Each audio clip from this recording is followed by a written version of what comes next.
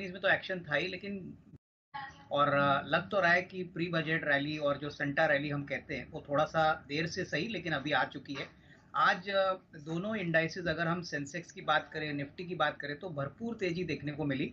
और मुझे लगता है कि फ्रंटलाइन कंपनीज में ऑटो कंपनी, जैसे अनिल जी ने कहा कि आयशर मोटर्स, उसके बाद महिंद्रा एंड महिंद्रा, ये सारी कंपनीज में तो एक्शन था ही, लेकिन जो छोटे मिड कैप स्टॉक्स है वहां पे भी अच्छी खासी एक्शन आपको देखने को मिली। तो मेरे ख्याल से मार्केट्स काफ़ी कॉन्फिडेंट है कि लिक्विडिटी फ्लो अगर एफ का बदलता है, प्लस होपफुली 20 जनवरी को ट्रम्प साहब ऑफिस संभालेंगे, तो कहीं ना कहीं आईटी जैसे सेक्टर को भी अच्छी खबर मिलने की अपेक्षा है, क्योंकि काफ़ी ऑर्डर विंस यूएस से आते हैं। तो मुझे लगता है कि अभी नतीजों का सीजन जो शुरू होने वाला है फर्स्ट वीक ऑफ जनवरी से, तो वो डिसाइड करेगा स्टॉक स्पेसिफिक एक्टिविटी को। तो आई थिंक निवेशकों को स्टॉक स्पेसिफिक एक्टिविटी पे ही फोकस करना चाहिए, हालांकि इंडेक्स में भी मौके मिलेंगे, बट ओवरऑल मुझे लगता है कि आज की जो बाइंग आ गई है अच्छा संकेत है, क्योंकि ऑल राउंड बाइंग आपको स्क्रीन पे देखने को मिली है। और मेरे ख्याल से एटलीस्ट 23,500, जैसे अनिल जी ने कहा, ये बेसिकली एक बॉटम बन चुका है। एकाएक की लिक्विडिटी अगर लगातार आती है तो आपको ऊपरी लेवल भी देखने को मिल सकते हैं। बिल्कुल, यानी आपका रुख पॉजिटिव है मार्केट को लेकर।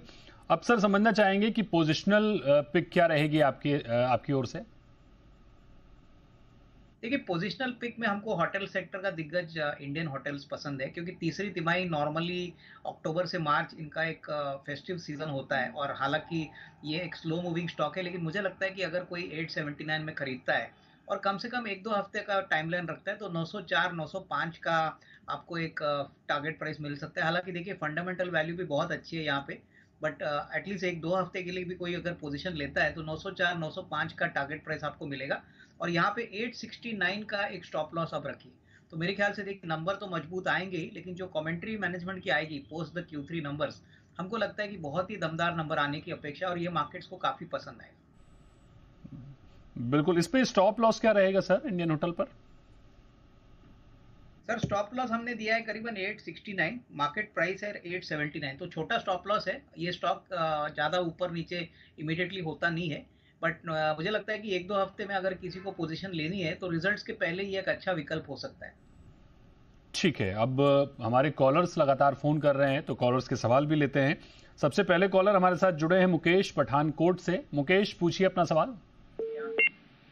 सर, मेरे पास बारी रिन्यूएबल शेयर है 100 क्वांटिटी 1650 के भाव पे। शेयर का नाम एक बार फिर से दोहराइए।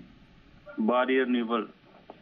ओके, बताइए अविनाश सर, क्या राय रहेगी? ये कौन सी कंपनी है, वापस नाम बताइए। वारियर, एक बार फिर से नाम बताइए। वारी रिन्यूएबल। अच्छा, वारी है, वारी रिन्यूएबल। यस। अच्छा, ठीक है। तो देखिए, वारी रिन्यूएबल कंट्री की सबसे बड़ी रिन्यूएबल एनर्जी कंपनी है, और जिस प्रकार से इनका पब्लिक इशू सब्सक्राइब हो गया, मुझे लगता है कि देखिए, ये सेक्टर में अगर नजरिया आपका कम से कम साल 1.5 साल है, तो ही यहाँ पे निवेशित रहिए, क्योंकि ऑर्डर की कमी नहीं है। कम से कम अगले 2 साल के लिए कंपनी के पास भरपूर ऑर्डर है, नए ऑर्डर्स भी आ रहे हैं। और मेरे ख्याल से अगर नजरिया कम से कम 12 से 15 महीने का है, तो ही इसमें अच्छा पैसा बनेगा।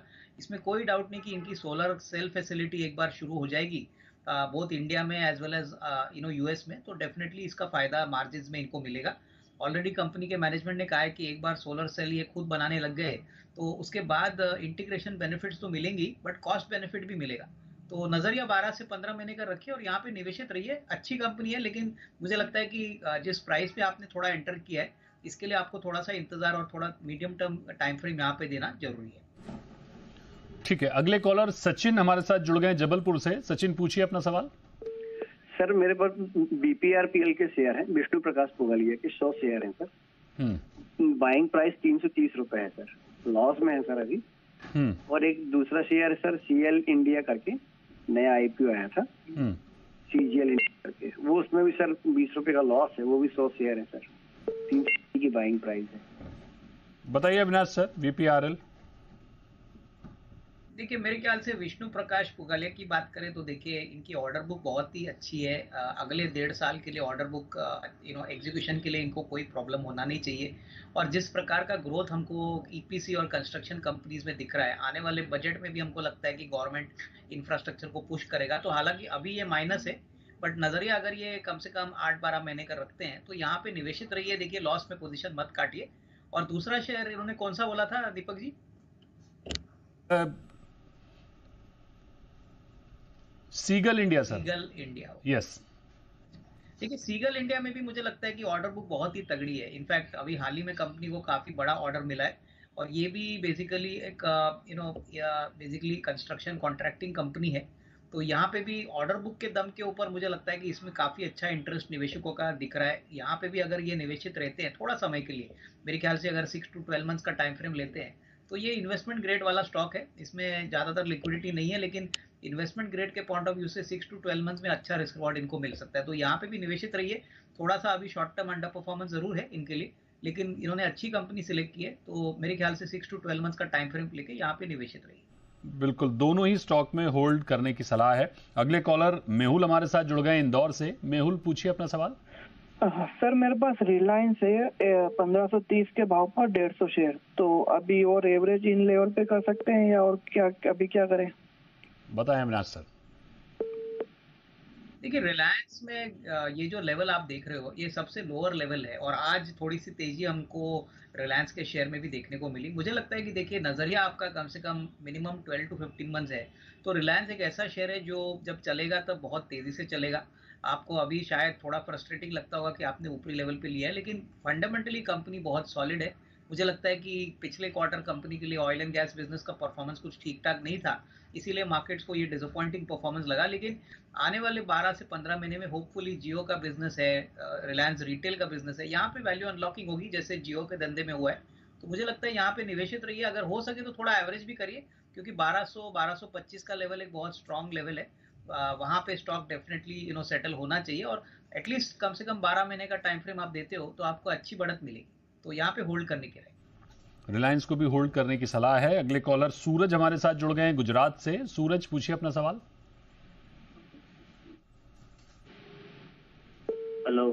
हाँ जी सूरज, पूछिए अपना सवाल। हाँ, मेरा बेस्ट सुडलोन 1000 शेयर है, 68 रुपए के भाव से लिया हूँ। शेयर का नाम एक बार दोहराइए सर। सुडलोन एनर्जी। सुजलॉन एनर्जी। हाँ जी। अविनाश सर, सुजलॉन पर क्या राय रहेगी? देखिए सुजलॉन एनर्जी एक well established wind power player है और देखिए मुझे याद है जब ये शेयर 10 रुपए के नीचे था तभी कोई इसके तरफ देख नहीं रहा था, लेकिन अभी जो प्राइस पे इन्होंने एंटर किया है, अनलेस एंड अनटिल ये कम से कम 1.5 साल का नजरिया नहीं रखते, क्योंकि अभी सारे मार्केट को पता है कि सुजलॉन की परफॉर्मेंस कैसे होगी। और ऑब्वियसली जब सभी लोगों को पता होता है तभी अल्फा क्रिएशन ऐसी कंपनीज में बहुत कम होता है।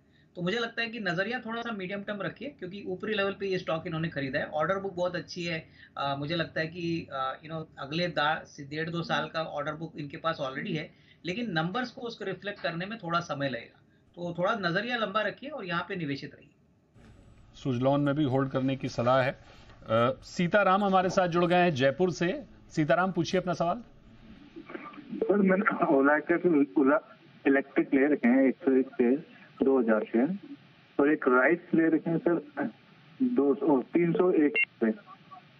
ओके, ओला इलेक्ट्रिक पर। हाँ, ओला इलेक्ट्रिक थोड़ा नीचे आ गया, इसका क्या करें? हाँ ठीक है।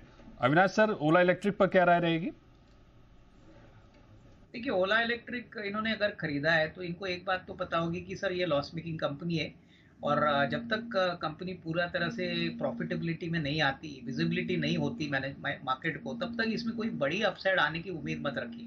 हालांकि अभी रिसेंटली इन्होंने अनाउंस किया था कि 3000 आउटलेट उन्होंने अभी खोले हैं, लेकिन कैश फ्लो और प्रॉफिट की बात करें तो अभी भी ये माइनस में है।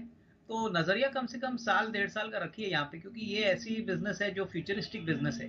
तो धंधा तो चलेगा आगे भी। I think demand electric 2 wheelers की होगी जहाँ पे इनका काफी बड़ा एक्सपोजर है, लेकिन शॉर्ट टर्म में कोई बड़ी अपसाइड एक्सपेक्ट मत करिए। इसमें अगर आपको पैसा बनाना है तो कम से कम 1.5 साल का नजरिया लेके यहाँ पे निवेशित रहिए। 1.5 साल का नजरिया लेकर यहाँ पर निवेशित रहें, ये राय है ओला इलेक्ट्रिक को लेकर। अगले कॉलर हमारे साथ शशि जुड़ गए हैं नागपुर से। शशि, पूछिए अपना सवाल। नमस्कार सर, मेरा 3 शेयर पे सवाल है। हाँ जी। जो कि मेरे पास ONGC है 299 के रेट पे 100 शेयर। दूसरा शेयर है मेरे पास बैंक ऑफ इंडिया के है जो 118 पे है 500 शेयर। तीसरा टाटा मोटर्स है मेरा 990 में 50 शेयर्स। ओके, 1 साल का नजरिया है सर मेरा। 1 साल का नजरिया है। अविनाश सर, क्या राय रहेगी तीनों शेयर्स पर? नहीं, मेरे ख्याल से देखिए, टाटा मोटर्स और बैंक ऑफ इंडिया की बात करें तो मुझे लगता है कि 1 साल के अंदर अच्छा रीजनेबल अपसाइड इनको मिल सकता है। टाटा मोटर्स में जो ट्रिगर है वो बेसिकली इनका जो डीमर्जर है, जेएलआर का धंधा और पैसेंजर कार का बिजनेस, सॉरी कमर्शियल व्हीकल का बिजनेस, ये 2 अलग कंपनीज होने वाली है। तो आने वाले साल में शेयर होल्डर्स को 2 नई कंपनीज के शेयर मिलेंगे।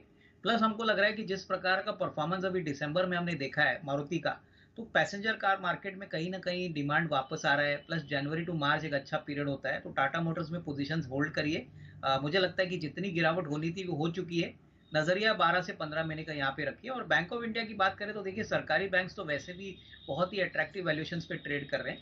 अक्टूबर टू मार्च ये सरकारी बैंक्स के लिए बहुत अच्छा समय माना जाता है। और मुझे लगता है कि बैंक ऑफ इंडिया एक वेल एस्टेब्लिश्ड बैंक है। यहाँ पे भी इन्होंने 118 में लिया है, अभी कुछ 103 104 चल रहा है, तो कोई ज्यादा गिरावट हुई नहीं है। यहाँ पे पोजीशन होल्ड करिए। और तीसरा शेयर कौन सा था दीपक? ONGC sir. देखिए, ओएनजीसी मुझे लगता है कि थोड़ी सी कठिनाई हो सकती है, क्योंकि ओएनजीसी का शेयर तब चलता है जब क्रूड के प्राइसेस तेजी से बढ़ते हैं। और अभी फिलहाल जिस प्रकार से अभी क्रूड का प्राइस सेटल हो चुका है, अनलेस कोई जियोपॉलिटिकल कंडीशन खराब होती है और क्रूड के भाव बहुत ज्यादा तेजी से बढ़ते हैं, उसके बाद ही ओएनजीसी में आपको तेजी देखने को मिलेगी। तो यहाँ पे मुझे लगता है कि इनको थोड़ा सा ऊपरी लेवल पे अगर कोई भी सेल ऑन राइज मिलता है तो पोजीशंस थोड़ी सी कम करके यहाँ पे एग्जिट